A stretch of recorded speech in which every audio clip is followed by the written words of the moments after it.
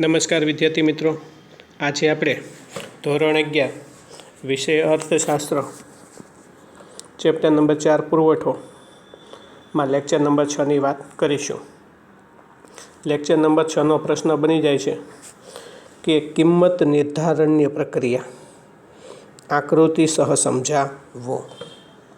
બજારમાં કિંમત નિર્ધારણની પ્રક્રિયા આકૃતિ સહ સમજાવો. કિંમત નિર્ધારણ, કિંમત કેવી રીતે નક્કી કરવામાં આવે છે વસ્તુની, એને કિંમત નિર્ધારણ તરીકે ઓળખવામાં આવે છે. કિંમત નિર્ધારણ જોતા પહેલાં આપણને ખબર હોવી જોઈએ કે બજાર એ પૂર્ણ હરીફાઈવાળું હોવું જોઈએ. પૂર્ણ હરીફાઈવાળું બજાર એટલે શું? કે જે બજારમાં ઇજારાના તત્વનો અભાવ હોય, એટલે કે તેમાં અસંખ્ય ખરીદનારા અને અસંખ્ય વેચનારા હોય, તેવા બજારને પૂર્ણ હરીફાઈવાળા બજાર તરીકે ઓળખવામાં આવે છે. ખ્યાલ આવી વિદ્યાર્થી મિત્રો? પૂર્ણ હરીફાઈ એટલે શું? કે જે બજારમાં ઇજારાના તત્વોનો શું હોય? અભાવ હોય, એટલે કે અસંખ્ય ખરીદનારા અને અસંખ્ય વેચનારા હોય, તેવા બજારને પૂર્ણ હરીફાઈવાળા બજાર તરીકે ઓળખવામાં આવે છે. ત્યાર પછીનો મુદ્દો બની જાય કે માંગ એટલે શું? કિંમત નિર્ધારણ કોના આધારે થાય? તો કે માંગ અને પુરવઠાના આધારે. તો આપણને ખબર હોવી જોઈએ કે માંગ એટલે શું. આગળના ત્રીજા ચેપ્ટરમાંની વ્યાખ્યા આપણે જોઈ ગયા છે. પહેલા સવાલમાં રેડી કે ચોક્કસ સમયે, ચોક્કસ સ્થળે અને ચોક્કસ કિંમતે ગ્રાહકો કે ઉપભોક્તા દ્વારા ચીજ વસ્તુ કે સેવા ખરીદવાની ઈચ્છા, શક્તિ કે તૈયારીને શું કહે છે? માંગ કહે છે. ખ્યાલ આવી વિદ્યાર્થી મિત્રો? માંગ એટલે શું? તો કે ચોક્કસ સમયે, ચોક્કસ કિંમતે, કાં તો ચોક્કસ સ્થળે અને ચોક્કસ કિંમતે ગ્રાહકો કે ઉપભોક્તા દ્વારા ચીજ વસ્તુ કે સેવા ખરીદવાની ઈચ્છા, શક્તિ અને તૈયારીને શું કહે છે? માંગ કહે છે. ત્યાર પછીના સવાલની મુદ્દાની આપણે વાત કરી ગયેલા છે. પુરવઠો એટલે શું? આ પાઠનો પહેલો સવાલ કે ચોક્કસ સમયે, ચોક્કસ સ્થળે અને ચોક્કસ કિંમતે ઉત્પાદકો કે વેપારીઓ ઉત્પાદન એટલે કે વસ્તુનો જેટલો ભાગ બજારમાં વેચવા માટે તૈયાર હોય, તેને શું કહે છે? પુરવઠો કહે છે. અને આજનો જે સવાલ છે એની વાત કરીએ, કિંમત નિર્ધારણ એટલે શું, અથવા કિંમત કઈ રીતે નક્કી કરવામાં આવે છે? તો કે સામાન્ય રીતે કોઈ પણ વસ્તુની કિંમત કોણ નક્કી કરતું હોય? આપણા મનની અંદર એક પ્રશ્નનો જવાબ મળી જાય છે કે જે વ્યક્તિ વસ્તુ ઉત્પન્ન કરતી હોય ને સાહેબ, એ વસ્તુની કિંમત નક્કી કરતી હોય.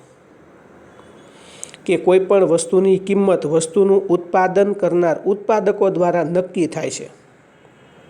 પણ આ બાબત છે ને 100% સાચી નથી. ખ્યાલ આવી જાય? કોઈ પણ વસ્તુની કિંમત કોણ નક્કી કરતે? કે વસ્તુ બનાવનાર વ્યક્તિની કિંમત નક્કી કરે. પરંતુ આ બાબત કેટલા ટકા સાચી નથી? 100% સાચી નથી.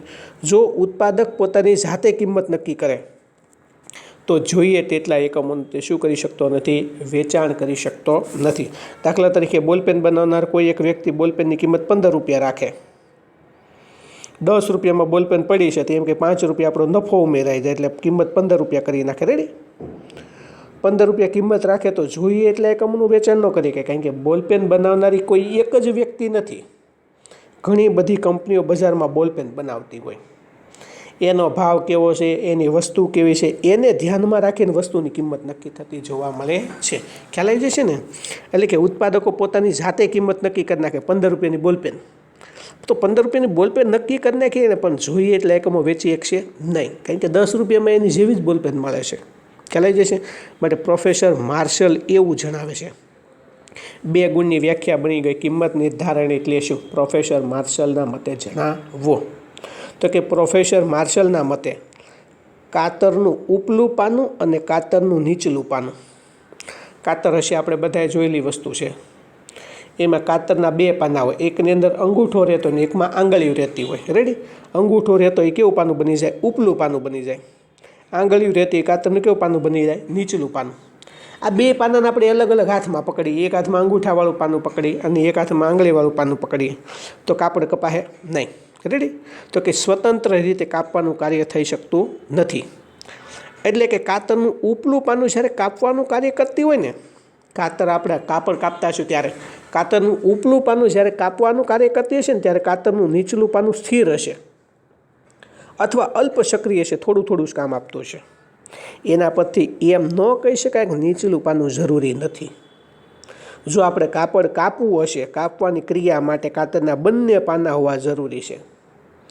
એવી જ રીતે વસ્તુની કિંમત નક્કી કરવા માટે ઉપરની બે વ્યાખ્યા માંગ અને પુરવઠો બંને અનિવાર્ય છે. કેટલી માંગ છે ને કેટલો પુરવઠો છે ખ્યાલ આવી જશે. કે પ્રોફેસર માર્શલના મતે કાતરનું ઉપલું પાનું કે કાતરનું નીચલું પાનું સ્વતંત્ર રીતે કાપવાનું કાર્ય કરતું નથી. એટલે કે એવું બનતું નથી કે કાપડનું ઉપલું પાનું કાર્ય કરતું હોય ત્યારે નીચલું પાનું કેવું હોય છે? સ્થિર હોય છે. એના પરથી સ્થિર અથવા અલ્પ સક્રિય હોય છે. એના પરથી એમ ન કહી શકે કે નીચલું પાનું જરૂરી નથી. કાપવાની ક્રિયા માટે બંને પાના જરૂરી છે. તેવી જ રીતે વસ્તુની કિંમત નિર્ધારણ માટે માંગ અને પુરવઠો બંને અનિવાર્ય ગણવામાં આવે છે. ખ્યાલ આવી જાય વિદ્યાર્થી મિત્રો. ત્યાર પછીના મુદ્દાની વાત કરીએ તો કે સામાન્ય રીતે કે વસ્તુની માંગ અને પુરવઠાના પરિબળોની આંતરક્રિયાને કારણે વસ્તુની કિંમત નક્કી થાય છે, જેને કિંમત નિર્ધારણ કે સમતુલાની કિંમત તરીકે ઓળખવામાં આવે છે. અને જ્યાં સુધી માંગ કે પુરવઠામાં ફેરફાર ન થાય ત્યાં સુધી આ સમતુલા જળવાઈ રહે છે. અને જો માંગમાં ફેરફાર થાય કે પુરવઠામાં ફેરફાર થાય તો સમતુલામાં શું પડે છે? વિક્ષેપ પડે છે. અને સમય જતાં આવા પરિબળોની આંતરક્રિયાને કારણે કેવી સમતુલા સ્થપાય છે? પુનઃ સમતુલા સ્થપાતી જોવા મળે છે. ખ્યાલ આવી જશે વિદ્યાર્થી મિત્રો. કે આપણે વાત કરીએ તો કે સામાન્ય રીતે આ ત્રણ મુદ્દા માંગવાળો કે વસ્તુ કિંમત નિર્ધારણવાળો મુદ્દો, આની સમતુલાવાળો મુદ્દો અને પુનઃ સમતુલાવાળો મુદ્દો જ્યારે આપણે આકૃતિ સમજશું ત્યારે જ આપણને ખબર પડશે. હવે આકૃતિને સમજવા માટે એની અનુસૂચિ સમજવી જરૂરી બને છે. અનુસૂચિ આપેલી છે. એક તો કે વસ્તુની કિંમત દર્શાવેલી છે રૂપિયામાં, બાજુમાં એની માંગ છે એકમમાં, બાજુમાં એનો પુરવઠો છે એકમમાં. કિંમત 10 રૂપિયા હોય. આપણને ખબર છે જેમ કિંમત વધારે હોય એમ માંગ કેવી થાય? ઓછી.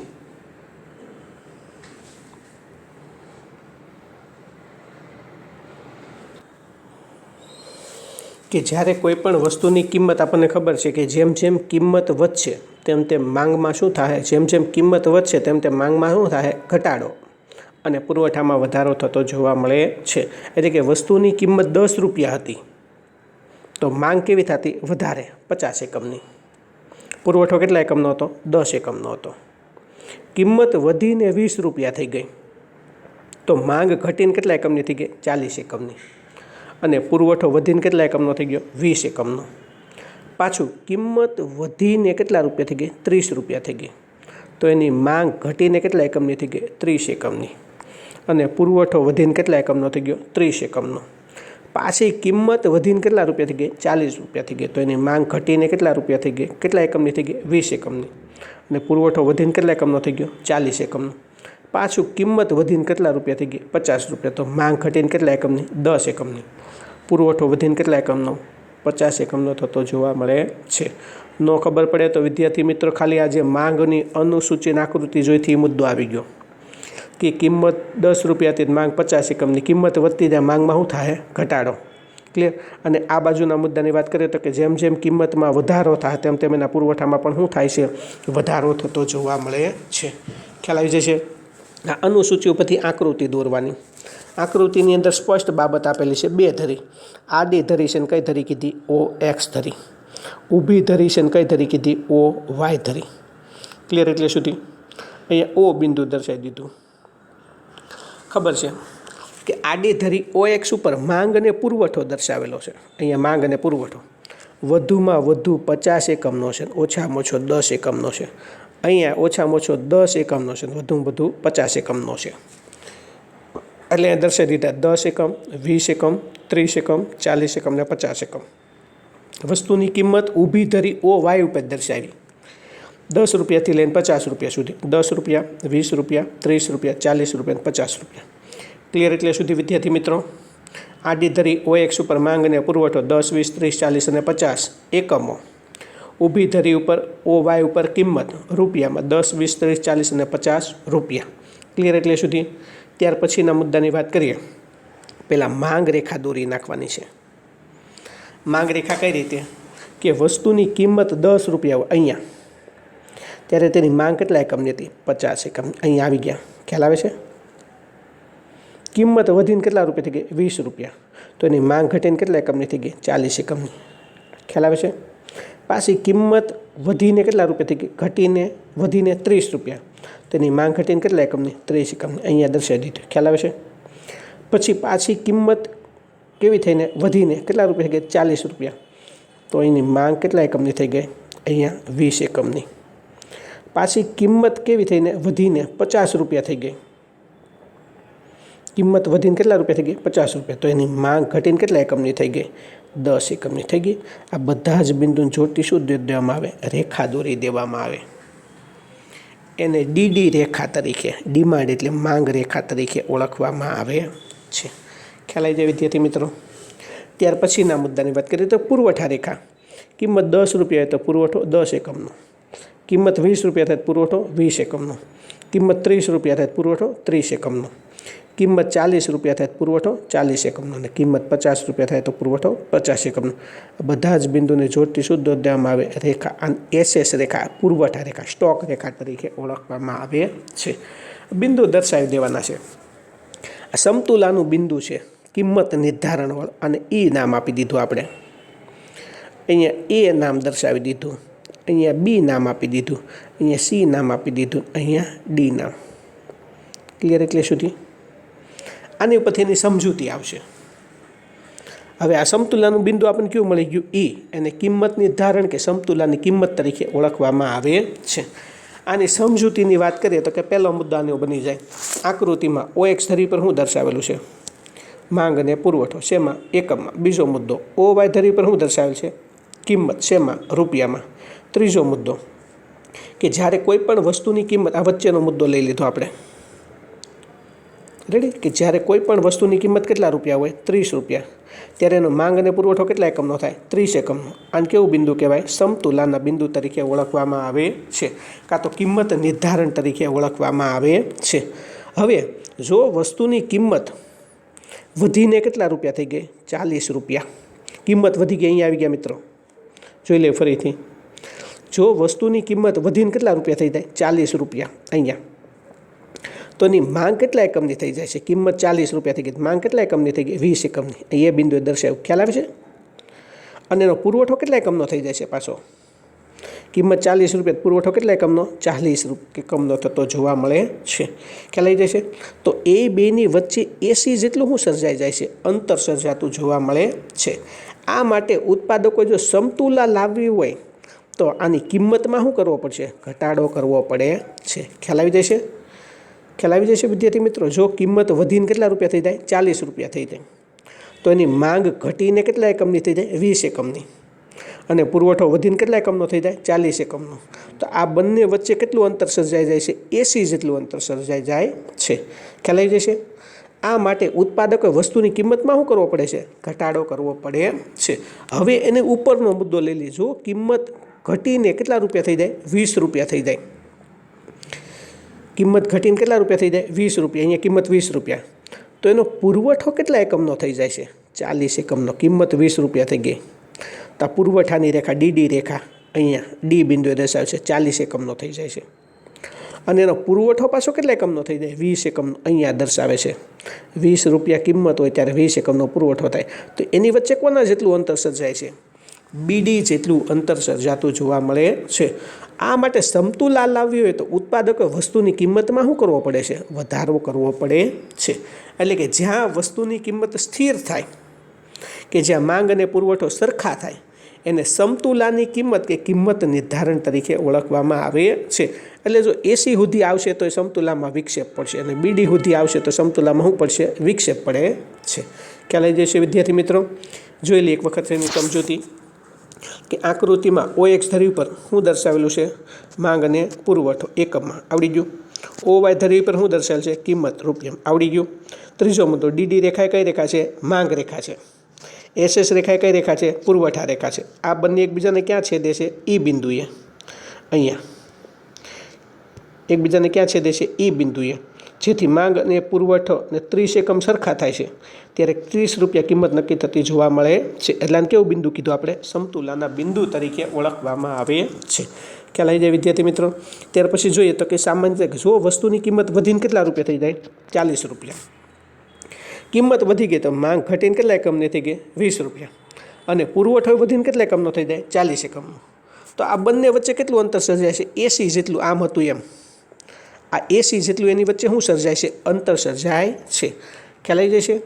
એટલે માટે વેપારીએ વસ્તુની કિંમતમાં શું કરવો પડે છે? ઘટાડો કરવો પડે છે. અને જો વસ્તુની કિંમત ઘટીને કેટલા રૂપિયા થઈ જાય? 20 રૂપિયા. તો એની માંગ વધીને કેટલા એકમની થાય છે? 40 એકમની. અને પુરવઠો ઘટીને કેટલા એકમનો થાય છે? 20 એકમનો. તો અહીંયા એ બે વચ્ચે કેટલું અંતર સર્જાય છે? બીડી જેટલું અંતર સર્જાતું જોવા મળે છે. માટે વેપારીઓએ વસ્તુની કિંમતમાં શું કરવો પડે છે? વધારો કરવો પડે છે. આના પરથી કહી શકાય કે જે સપાટીએ માંગ અને પુરવઠો સરખા થાય ત્યાં કિંમત સમતુલા પ્રાપ્ત કરે છે. અહીંયા ઈ બિંદુએ કિંમત સમતુલા પ્રાપ્ત કરે છે, જેને સમતુલાની કિંમત કે કિંમત નિર્ધારણ તરીકે ઓળખવામાં આવે છે. ખ્યાલ આવી જાય વિદ્યાર્થી મિત્રો? કે બજારમાં કિંમત નિર્ધારણની પ્રક્રિયા આકૃતિ સહ સમજાવવું. કિંમત નિર્ધારણ માટે પૂર્ણ હરીફાઈ એટલે શું? માંગ એટલે શું? પુરવઠો એટલે શું? કિંમત નિર્ધારણની એક વ્યાખ્યા પ્રોફેસર માર્શલે આપેલી. અને હવે આ 3 મુદ્દા આપણા મનમાં ક્લિયર થઈ ગયા છે કે જ્યાં વસ્તુની માંગ અને પુરવઠાના પરિબળોની આંતરક્રિયા દ્વારા વસ્તુની કિંમત નક્કી થાય ને કિંમત નિર્ધારણ કે સમતુલાની કિંમત આ રીતે અહીંયા જે કિંમત આવશે ને કિંમત નિર્ધારણ કે સમતુલાની કિંમત તરીકે ઓળખવામાં આવે છે. જ્યાં સુધી માંગ કે પુરવઠામાં ફેરફાર ન થાય ત્યાં સુધી આ સમતુલા જળવાઈ રહે છે. જો માંગમાં ફેરફાર થાય કે પુરવઠામાં ફેરફાર થાય, અહીંયા આવી જાય કે અહીંયા આવી જાય, એ સી આવી જાય, બી ડી આવી જાય, તો સમતુલામાં શું પડે છે? વિક્ષેપ પડે છે. અને સમય જતાં આવા પરિબળોની આંતરક્રિયા દ્વારા પુનઃ સમતુલા સ્થપાતી જોવા મળે છે. પછી એની અનુસૂચિ કિંમત આપેલી છે, માંગ અને પુરવઠો. પછી એની શું આવશે? આકૃતિ. આકૃતિ પછી શું આવશે? સમજૂતી. સમજૂતી ક્લિયર જ છે. પહેલાં OX ધરીવાળો મુદ્દો, OY ધરીવાળો મુદ્દો. જ્યારે વસ્તુની કિંમત 30 રૂપિયા હોય ત્યારે માંગ અને પુરવઠો સરખા થાય. સમતુલાની કિંમત કે કિંમત નિર્ધારણ કીધી. કિંમત વધારીને 40 રૂપિયા કરી નાખશું, માંગ ઘટીને 20 એકમની, પુરવઠો વધીને 40 એકમનો. તેની વચ્ચે એસી જેટલું અંતર સર્જાય છે. આ માટે ઉત્પાદકોએ વસ્તુની કિંમતમાં શું કરવો પડશે? ઘટાડો. ત્યાર પછીનો મુદ્દો, જો કિંમત ઘટીને કેટલા રૂપિયા થઈ જાય? 20 રૂપિયા થઈ જાય, તો એની માંગ વધીને 40 એકમ, પુરવઠો ઘટીને 20 એકમ, તો એની વચ્ચે બીડી જેટલું અંતર સર્જાય. તો વેપારીએ વસ્તુની કિંમતમાં શું કરવો પડશે? વધારો કરવો પડે છે. જ્યાં માંગ અને પુરવઠો સરખા થાય તેને સમતુલાની કિંમત કે કિંમત નિર્ધારણ તરીકે ઓળખવામાં આવે છે. ખ્યાલ આવી જાય વિદ્યાર્થી મિત્રો? અહીંયા ચેપ્ટર નંબર 4 પૂર્ણ થાય છે. જય હિન્દ.